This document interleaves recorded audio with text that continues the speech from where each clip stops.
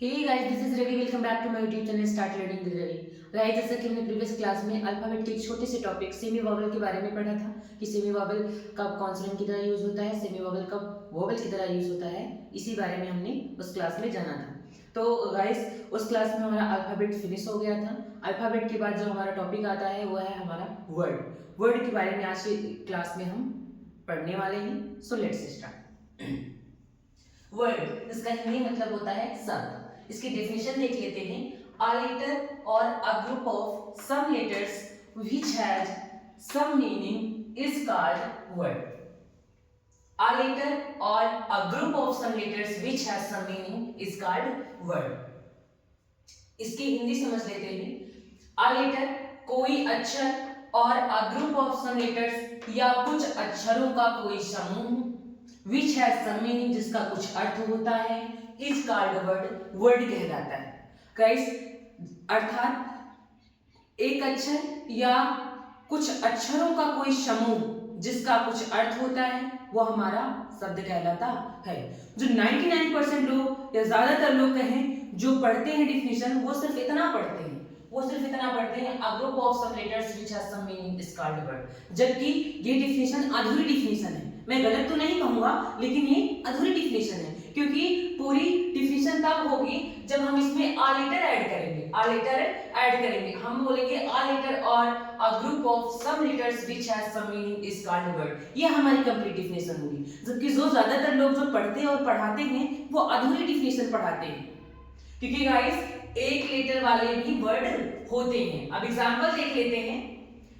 Example A I ओ।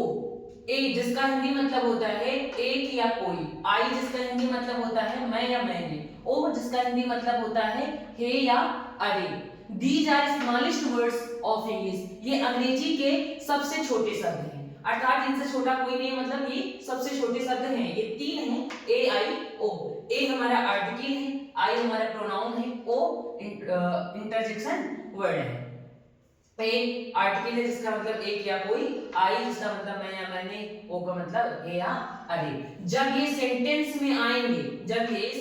में आएंगे और इनका कुछ ना कुछ अर्थ होगा तब ये हमारे वर्ड कहे जाएंगे। लेकिन वहीं जब ये अल्फाबेट में आएंगे या किसी लेटर के बीच में आएंगे तब ये हमारे लेटर ही रहेंगे। जैसे आप देख सकते हैं यहाँ पे ए जो है हमारा ये हैज में ए आया है, ए ये हमारा यहाँ पे लेटर है। जबकि यहाँ पे और यहाँ पे जो ए आया है ये हमारा वर्ड है जिसका मतलब होता है एक या कोई। आ लेटर मतलब कोई अक्षर या फिर एक अक्षर, अगर मतलब कोई समूह या एक समूह। तो यहाँ पे ये मीनिंग दे रहे हैं इसलिए हमारे वर्ड कहे जाएंगे। जबकि यहाँ पे आप देख सकते हैं यहाँ पे इसका कोई अलग से मीनिंग नहीं, जबकि ये पूरा मिल की मीनिंग बना रहा है। यहाँ पे ये लेटर की तरह यूज हुआ है, यहाँ पर भी ये लेटर की तरह यूज हुआ है। अब बात करते हैं आई की। आई में भी ये कंडीशन है कि जब ये सेंटेंस में आएगा और इसका कुछ ना कुछ अर्थ होगा, मतलब जब इसका अर्थ मैं या मैंने निकलेगा और सेंटेंस में आएगा तभी हमारा वर्ड होगा, अदरवाइज हमारा ये लेटर होगा। अगर अल्फाबेट में लिखा है या किसी वर्ड के बीच में लिखा है, जैसे यहाँ पे आई है, बीच में आई जो यहाँ पर ये लेटर की तरह यूज हुआ है। मीनिंग में जो यहाँ पे आई है ये हमारा भी लेटर की तरह यूज हुआ है। मतलब जब ये सेंटेंस में अलग से आएगा इसका कुछ ना कुछ अर्थ होगा तभी हमारा शब्द कहलाएगा। लेकिन वहीं जब ये अल्फाबेट में आएगा या किसी शब्द के बीच में आता है तब ये हमारा लेटर होगा। अब बात करें ओ की। ओ जिसका हिंदी मतलब होता है हे या रे। This is interjection word. ये इंटरजेक्शन वर्ड है, विस्मयादि सूचक शब्द है हमारा ये।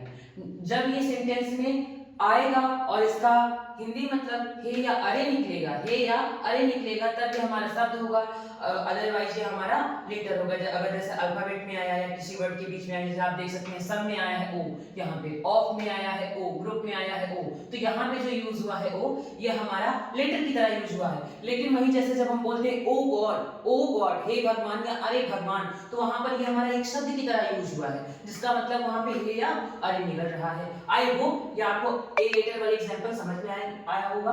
अब देखते हैं अपने ग्रुप ऑफ लेटर्स वाले एग्जांपल्स को हम, जैसे ओके, यस, गर्ल, चेयर, बनाना, टीचर, एलिफेंट, नॉलेज एक्सेट्रा। मतलब ये हमारे ग्रुप ऑफ लेटर्स वाले जो है एग्जांपल है, मतलब शब्दों के समूह वाले एग्जांपल्स हैं। ये तो हमारे आ लेटर वाले एग्जांपल थे। आ लेटर वाले एग्जांपल थे। ओके हो गया, यस ये सब, गर्ल, चेयर, बनाना, टीचर, ये सारे हमारे ग्रुप ऑफ लेटर्स वाले एग्जांपल हैं। गाइस देखिए डिफिनेशन हमने पढ़ी, अ लेटर और a group of some letters which has some meaning is called word. Guys group of letters माने नहीं रखता है वर्ड होने के लिए, ग्रुप ऑफ लेटर्स माने नहीं रखता, शब्दों का समूह माने नहीं रखता, माने जबकि रखता है उसका कुछ ना कुछ अर्थ होना चाहिए, सम मीनिंग, उसका कुछ ना कुछ अर्थ होना चाहिए। ग्रुप ऑफ लेटर्स हो या ना हो लेकिन उसका कुछ ना कुछ अर्थ होना चाहिए। अगर ग्रुप ऑफ लेटर्स है उसका कुछ अर्थ नहीं है तो वो हमारा वर्ड नहीं कहलाएगा। जैसे आप देख सकते हैं यहाँ पे चेयर, चेयर चेयर जिसका मतलब होता है कुर्सी, यहाँ पे तो इसका अर्थ निकल रहा है हमारा शब्द है, लेकिन वहीं हम इसी चेयर के जो लेटर्स हैं इनको डिसऑर्डर में करते जैसे हम करते R A I H C, तो क्या ऐसा कोई वर्ड बना? ऐसा कोई वर्ड बना? इसका कोई मतलब नहीं है, मतलब ये हमारा मीनिंगलेस है, तो इसे हम वर्ड नहीं कह सकते, ये हमारा वर्ड नहीं होगा। जबकि गाइस हिंदी में क्या होता है, हिंदी में अर्थ के आधार पर वाक्य दो प्रकार के होते हैं, सार्थक शब्द और निरर्थक शब्द। लेकिन गाइस इंग्लिश में ऐसा कुछ भी नहीं है कि आप कहें मीनिंगलेस वर्ड, मीनिंगफुल वर्ड, तो इंग्लिश में ऐसा नहीं है। अगर जैसे ही वो मीनिंगलेस होगा वो हमारा वर्ड ही नहीं रहेगा, वर्ड ही नहीं हम कह सकते हैं उसे, तो ये हमारा शब्द ही नहीं है, भले ही ग्रुप ऑफ लेटर्स हो। तो ग्रुप ऑफ लेटर्स हो लेकिन उसका कुछ ना कुछ अर्थ हो तभी हम उसे शब्द कहेंगे, अदरवाइज हम उसे शब्द नहीं कहेंगे। आई होप आपको ये समझ में आया होगा। अब बढ़ते हैं नेक्स्ट पॉइंट पर। नेक्स्ट पॉइंट हमारा है बिगेस्ट वर्ड ऑफ इंग्लिश।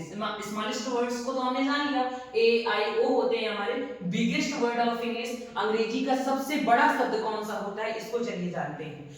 अंग्रेजी का जो हमारा सबसे बड़ा शब्द होता है वो ये होता है pneumono, pneumonoultramicroscopicsilicovolcanoconiosis. Pneumonoultramicroscopicsilicovolcanoconiosis, this is a kind of lung disease. ये फेफड़े की बीमारी का एक प्रकार है। ये हमारी अंग्रेजी का सबसे बड़ा शब्द होता है। गाइस हमने इसकी हिंदी भी लिख दी है ताकि आपको पढ़ने में दिक्कत ना हो। आप पढ़ सकते हैं न्यूमोनो अल्ट्रा माइक्रोस्कोपिक सिल्को वोल्केनो कोनियोसिस। आप इसे पार्ट में करके याद कर सकते हैं, इकट्ठा तो आपको पूरा याद नहीं होगा एक पूरा, तो आप इसे पार्ट में डिवाइड करके याद कर सकते हैं। जैसे आप इसको पार्ट में ऐसे निमोनो बोल दीजिए, निमोनो अल्ट्रा माइक्रोस्कोपिक सिल्को वोल्केनो कोनियोसिस, इस तरह से आप आसानी से याद कर सकते हैं।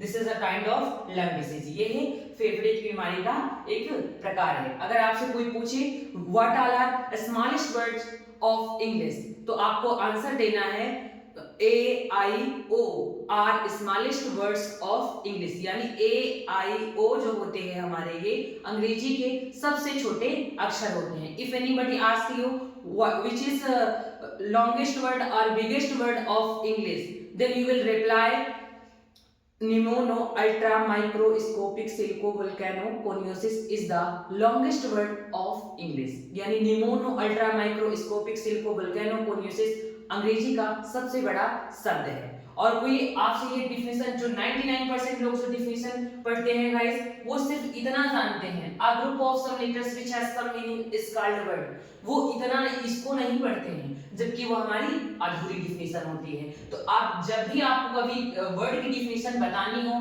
तब आप क्या बताएंगे, आप बताएंगे अ लेटर और group of some letters which has some meaning is called word, मतलब एक अक्षर या कुछ अक्षरों का कोई समूह जिसका कुछ अर्थ होता है वो हमारा शब्द कहलाता है।